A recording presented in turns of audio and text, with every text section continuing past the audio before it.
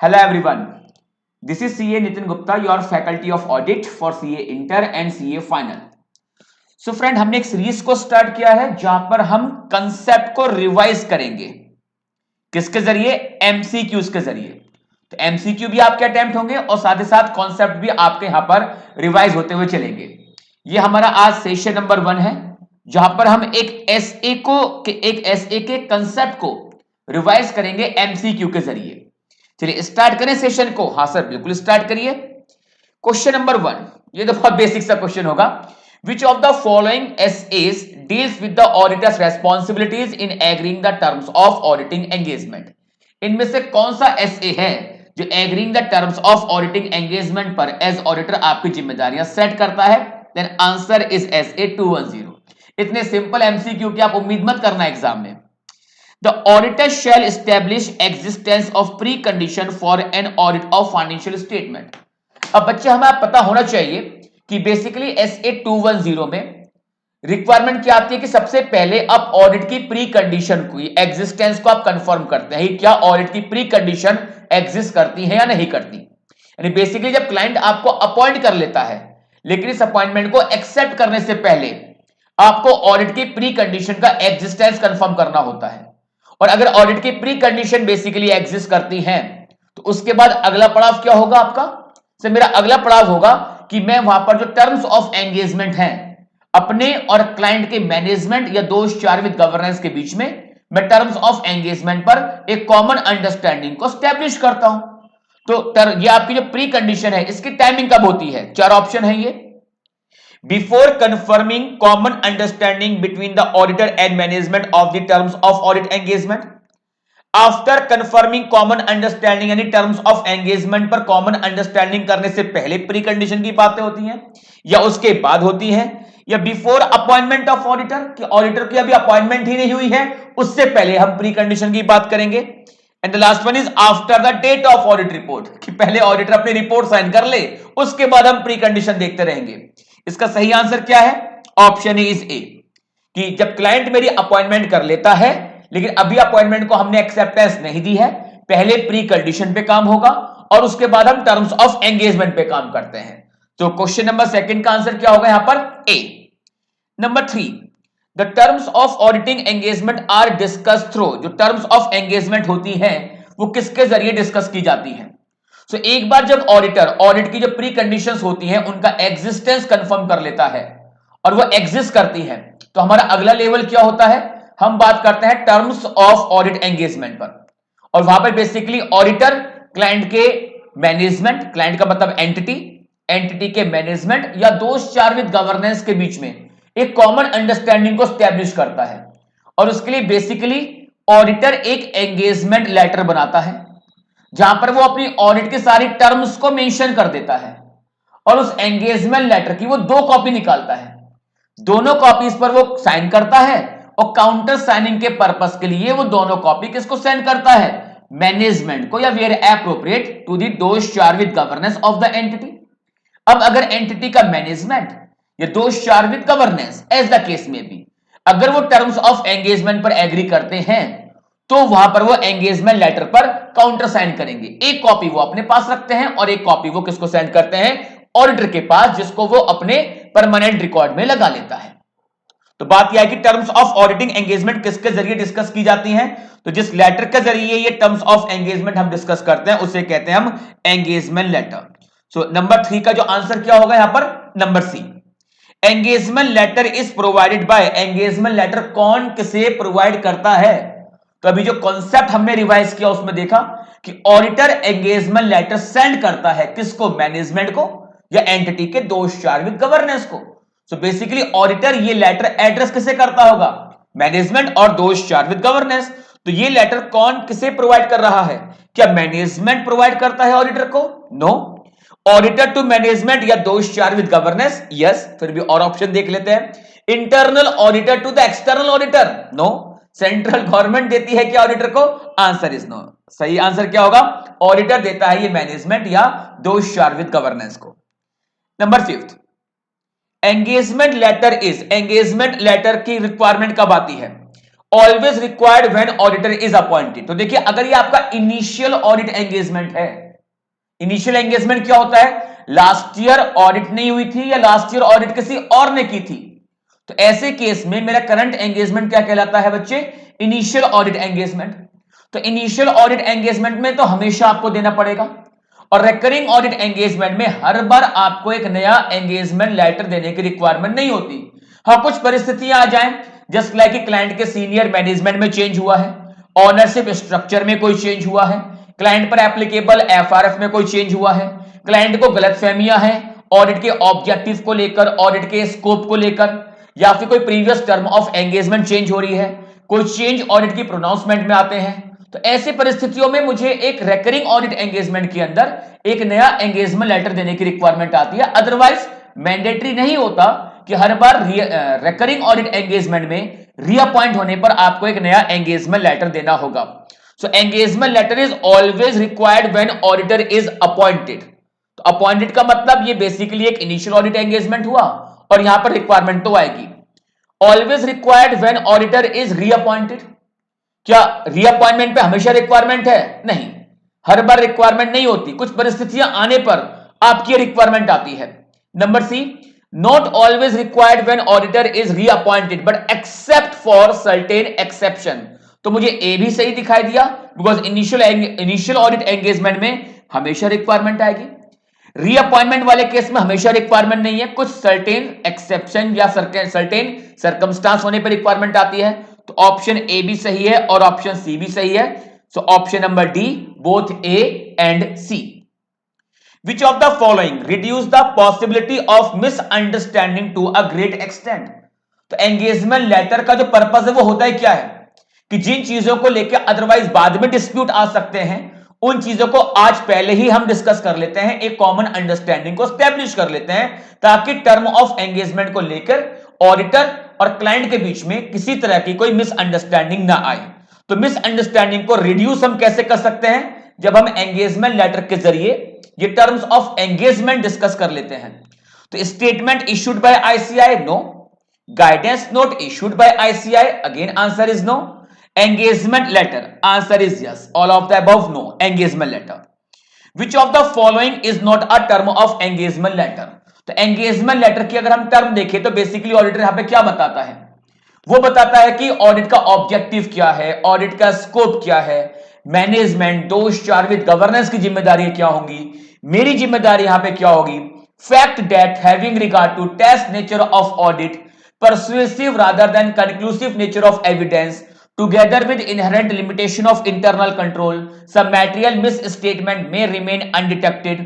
आपके साथ जो मैं कम्युनिकेशन करूंगा उसका फॉर्म क्या रहेगा, आपकी ऑडिट रिपोर्ट का फॉर्म एंड कंटेंट किस तरीके का रहेगा, बिलिंग अरेंजमेंट की हम बात करते हैं, क्लाइंट के ऊपर जो एफआरएफ एप्लीकेबल होता है उसकी बात करते हैं, ऑडिटर की एक्सपेक्टेशन की ऑडिट करते हुए मैं आपसे रिटन रिप्रेजेंटेशन मांगूंगा, इसकी बात हम यहां पे लेके आते हैं। एक ऑडिट रिपोर्ट का बेसिकली ड्राफ्ट वो वहां पे बता रहा होता है, आपकी एंगेजमेंट टीम की कंपोजिशन वहां पर आती है। तो ये कुछ प्रिंसिपल कंटेंट है आपके एंगेजमेंट लेटर का। तो which of the following is not a term of engagement letter. Audit का ऑब्जेक्ट, ऑडिट का स्कोप वहां पे आता है, yes. Responsibilities of management and those charged with governance of the entity, yes. Fact that audit process में be subject to peer review, ये भी हम बताते हैं, बिकॉज आज जो मैं आपके यहां पर ऑडिट कर रहा हूं वैसे तो मैं आपकी इंफॉर्मेशन को लेके कॉन्फिडेंशियलिटी मेंटेन करूंगा, लेकिन कल को हो सकता है कि मेरा पीयर रिव्यू हो और आपकी इंफॉर्मेशन मुझे रिव्यूअर के साथ शेयर करनी पड़ जाए। ये सारी बातें एंगेजमेंट लेटर में आती है, लेकिन क्या ऑडिट प्लानिंग, आपका प्लान क्या होगा, कि ये वाली बात आप एंगेजमेंट लेटर के अंदर मेंशन करके आते हो? Answer is no. So which of the following is not a term of engagement letter? Answer is D, audit planning। ये आपके एंगेजमेंट लेटर के अंदर नहीं आता, ये कोई basically terms of auditing engagement है ही नहीं। The audit engagement letter generally should include to each of the following except, कि क्या क्या चीजें इसमें आनी चाहिए, कौन सी चीज इसमें नहीं आएगी। एक्सेप्ट का मतलब बेसिकली फिर से वही वाली बात आ गई कि इनमें से कौन एंगेजमेंट लेटर का कंटेंट नहीं है। लिमिटेशन ऑफ ऑडिटिंग बिल्कुल बताता हूं, जैसे अभी बताया था मैंने, fact that having regard to test nature of audit, persuasive rather than conclusive nature of audit evidence, together with inherent limitation of internal control, there is unavoidable risk that certain misstatement, material misstatement may remain undetected. तो ये क्या है basically? Limitation of audit. Management की responsibilities आती हैं, बिल्कुल आती हैं। Expectation of receiving WR, management की मैं उम्मीद करता हूं कि मैनेजमेंट से दोष चार विद गवर्नेंस से मुझे रिटन रिप्रेजेंटेशन मिलेंगे, ये भी आता है।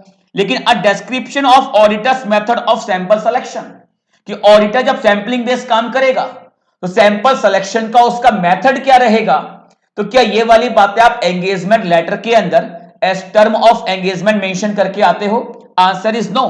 तो इसका सही आंसर क्या होगा sir? Answer is D. In which of the following circumstances a new engagement letter is required in recurring audit engagement? जैसा भी मैंने कहा कि recurring audit engagement में हर बार रीअपॉइंट होने पर आपको एक नया एंगेजमेंट लेटर देने की रिक्वायरमेंट नहीं आती। फिर भी कुछ परिस्थितियां बन जाती हैं जब आपको एक नया एंगेजमेंट लेटर क्लाइंट को देना होता है in case of reappointment in a recurring audit engagement. अगर क्लाइंट के सीनियर मैनेजमेंट में कोई चेंज होता है, ऑनरशिप स्ट्रक्चर में कोई चेंज होता है, एप्लीकेबल FRF में कोई चेंज होता है, लीगल एंड रेगुलेटरी रिक्वायरमेंट में कोई चेंज होता है, या फिर क्लाइंट को गलत फहमियां है, मिसअंडरस्टैंडिंग है ऑडिट के ऑब्जेक्टिव को लेकर, ऑडिट के स्कोप को लेकर, कोई पुरानी टर्म ऑफ एंगेजमेंट में चेंज होता है, या फिर आपके जो रिपोर्टिंग स्टैंडर्ड है, प्रोनाउंसमेंट है, उनमें कोई चेंज होता है, तो वहां पे आपको एक नया एंगेजमेंट लेटर प्रोवाइड करना होता है in case of reappointment in a recurring audit engagement. तो any change in senior management, yes. Any change in the nature of business, बिल्कुल। Any change in the legal requirement, yes. Then answer is D, all of the above. If auditor is requested by management to change the term of audit engagement that conveys a lower level of assurance than the auditor shall. अब एक बार जब term of engagement पर आपकी और मेरे बीच में, आप कौन? मैनेजमेंट, मैं कौन? ऑडिटर, एक कॉमन अंडरस्टैंडिंग बन जाती है, तो अब क्या होता है कि मैंने तो काम करना शुरू कर दिया, ऑडिट मैंने कमेंस कर दी, प्लान कर दिया, मैं परफॉर्म कर रहा हूं। अब क्लाइंट मेरे पास आता है और क्लाइंट आकर रिक्वेस्ट करता है कि sir please term of engagement को चेंज कर दीजिए। अब अगर उनकी बात को मैं एक्सेप्ट करता हूं तो मेरा एश्योरेंस लेवल क्या हो जाएगा? डाउन हो जाएगा। यानी कि कहीं ना कहीं उनकी बात को एक्सेप्ट करने पर मेरे काम के ऊपर कोई लिमिटेशन टाइप का इंपोज होगा, जिसकी वजह से एश्योरेंस लेवल डाउन जाएगा। तो क्लाइंट को आपको इमीडिएटली हाँ नहीं करना, क्लाइंट को आपको इमीडिएटली ना नहीं करना। सर करना क्या होगा? सिंपल सी बात है, आपको क्लाइंट से इस बात का रीजन पूछना होगा कि वो ऐसा क्यों चाहता है, कि क्या इसके पीछे रीजनेबल जस्टिफिकेशन है या नहीं है। अगर रीजनेबल जस्टिफिकेशन है, इस बात को ध्यान से आप सुन लेना, अगले कुछ MCQ कवर हो जाएंगे आपके। अगर रीजनेबल जस्टिफिकेशन है तो मैं क्लाइंट की रिक्वेस्ट को एक्सेप्ट कर सकता हूं, और उस केस में जो रिवाइज टर्म ऑफ एंगेजमेंट होंगी वो या तो मैं एक नए एंगेजमेंट लेटर में या और any other suitable form of written agreement में मैं रिकॉर्ड करूंगा। लेकिन अगर क्लाइंट की बात में कोई रीजनेबल जस्टिफिकेशन नहीं है तो मैं उस केस में मैनेजमेंट की रिक्वेस्ट को एक्सेप्ट नहीं करूंगा और कंटिन्यू करूंगा with my original term of engagement. But client अगर ओरिजिनल टर्म ऑफ एंगेजमेंट पर मुझे कंटिन्यू करना अलाउ नहीं करता तो मैं देखूंगा कि क्या एज पर लॉ मैं यहां से विड्रॉ कर सकता हूं, और अगर लॉ में विड्रॉ करना अलाउ है तो मैं यहां से विड्रॉ कर लूंगा और देख लूंगा कि ऐसा विड्रॉ करने पर मेरी क्या लीगल या कॉन्ट्रेक्चुअल ऑब्लिगेशन बनती है इस मामले को रिपोर्ट करने की। तो if auditor is requested by management to change the audit engagement to an engagement that conveys a lower level of assurance, the auditor shall reject. क्या इमीडिएटली आपको रिजेक्ट या इमीडिएटली आपको एक्सेप्ट करना है? नहीं करना। आपको देखना है क्या इसके पीछे रीजनेबल जस्टिफिकेशन है या नहीं है। Option is C. डी क्या कह रहा है? Auditor shall not entertain such any request. बोले इग्नोर कर देना ना, इग्नोर भी नहीं करना, ना इमीडिएटली हाँ करना, ना इमीडिएटली ना करना। आपको क्या देखना है? रीजनेबल जस्टिफिकेशन है या नहीं है। If auditor is unable to agree to change the term of audit engagement and it is not permitted by management to continue the original term of engagement, the auditor shall। आप withdraw करिए अगर law में withdraw करना permissible है, और देखिए क्या withdraw करने पर आपको आपके ऊपर कोई लीगल या कॉन्ट्रेक्चुअल ऑब्लिगेशन आती है इस मामले को रिपोर्ट करने की मेंबर्स को, मैनेजमेंट को, दोष चार विद गवर्नेंस को। तो withdraw from audit engagement where possible under the applicable law और regulation, determine whether there is any obligation either contractual or otherwise to report the circumstance to other parties like those charged with governance, honor, regulator, combination of both A and B. yes, आपको ये दोनों ही काम करने हैं, either A और B नहीं कि A कर लो या B कर लो, मुझे विड्रॉ करना है और अगर लॉ में परमिशिबल है और विड्रॉ करने के बाद देखना है क्या इस मामले को रिपोर्ट करने की आपके ऊपर कोई कॉन्ट्रेक्चुअल या अदर काइंड ऑफ ऑब्लिगेशन बनती है, अगर बनती है तो आपको यह परिस्थितियों को रिपोर्ट करना होगा। As per SA 210, when at management request auditor determined to change any term of audit engagement, because अगर रीजनेबल जस्टिफिकेशन होता है तो मैं उनकी बात को एक्सेप्ट कर सकता हूं, उनकी रिक्वेस्ट को एक्सेप्ट कर सकता हूं, बट ऐसे केस में क्या होगा कि आपको जो भी रिवाइज टर्म ऑफ एंगेजमेंट थी वो आपको या तो एक नए एंगेजमेंट लेटर में या any other suitable form of written agreement में आपको मेंशन करना था। Then, as per SA 210, when at management request, auditor determines to change any term of audit engagement, the revised term of audit engagement shall be recorded in the engagement letter, shall not be recorded in the written agreement, other suitable form of written agreement, either A or C. तो बात सही है, या तो एक नए engagement letter में आप इसको रिकॉर्ड करिए या in any other suitable form of written agreement. तो option is D. The use of audit engagement letter is the best method of assuring that the auditor will have, कि एक engagement letter एक best method है इस बात को assure करने के लिए कि ऑडिटर को क्या मिलेगा, सफिशिएंट एप्रोप्रिएट ऑडिट एविडेंस मिलेंगे, नो। ऑडिटर को रिटन रिप्रेजेंटेशन मिलेंगे, नो। क्या होगा, ऑडिटर को एक्सेस मिलेगी at all the books account voucher required for the purpose of audit. Because engagement letter में ऑडिटर जब मैनेजमेंट की जिम्मेदारियां लिखता है तो जिम्मेदारियां लिखते हुए मैनेजमेंट से वो उनकी जिम्मेदारी एक्नॉलेज करवा देता है कि to provide the auditor with access to all information, additional information as auditor may require for the purpose of audit and unrestricted access to all the person within the entity in order to establish whether the precondition for an audit of financial statement are present। तो precondition SA 210 में basically दो आती है।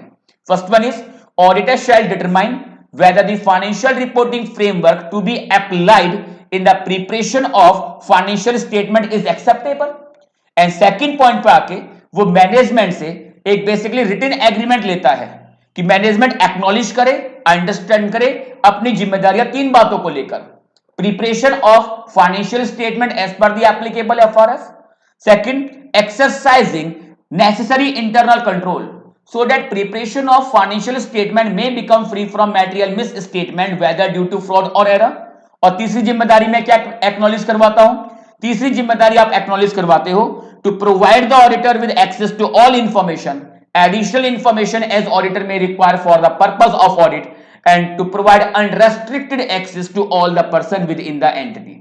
If any of the precondition is missing or prior to acceptance management imposes any kind of restriction or limitation on the scope of auditor, then auditor shall not accept the appointment.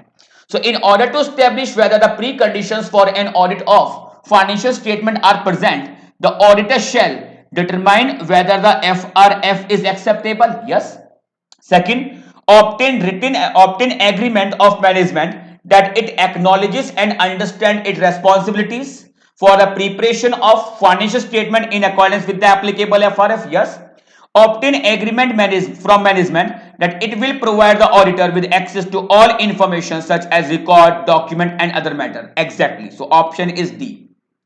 The auditor shall not accept the audit engagement if, तो अगर आपकी pre condition missing है या आपके काम के ऊपर शुरू से ही लग रहा है रेस्ट्रिक्शन या लिमिटेशन आ सकती हैं, इनमें से कोई भी हो तो उस केस में आप इस एंगेजमेंट को हां नहीं कहेंगे। The auditor shall not accept the auditing engagement if any of the preconditions for an audit of financial statement is not present or prior to acceptance of auditing engagement any kind of restriction or limitation is imposed by management on the scope of auditor. So answer is C, either A or B. Number 16, I think ये last है ये. Which of the following statement is correct? इनमें से correct statement कौन सा है? A, if law or regulation prescribe in sufficient detail the term of audit engagement, the auditor need not record them in written agreement except for the fact that such law or regulation applies and that management acknowledges and understands it's responsibilities. बात सही है।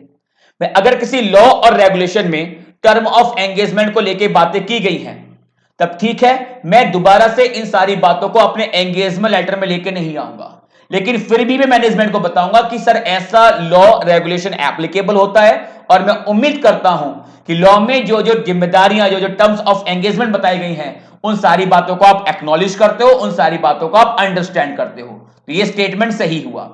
Second, in case of recurring audit the auditor shall assess whether circumstance require revision in terms of audit engagement and whether there is a need to remind the entity of the existing term of engagement।